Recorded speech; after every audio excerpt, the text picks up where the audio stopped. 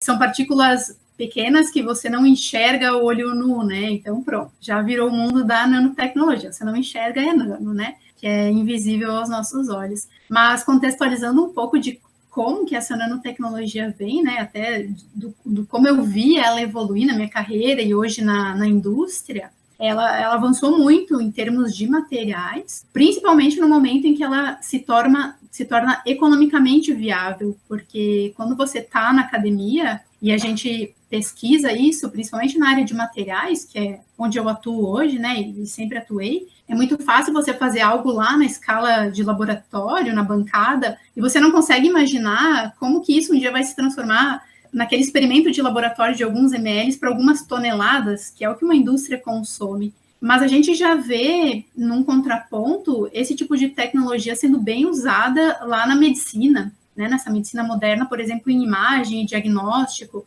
novas terapias, por exemplo, alguns tratamentos de câncer, eles já são mais específicos, né? Você já consegue atuar em algumas células doentes, porque a nanotecnologia ela consegue ser bem específica. Então, em alguns campos ela já era bem avançada, e na área de materiais, agora ela se torna foco de desenvolvimento, principalmente por causa do coronavírus.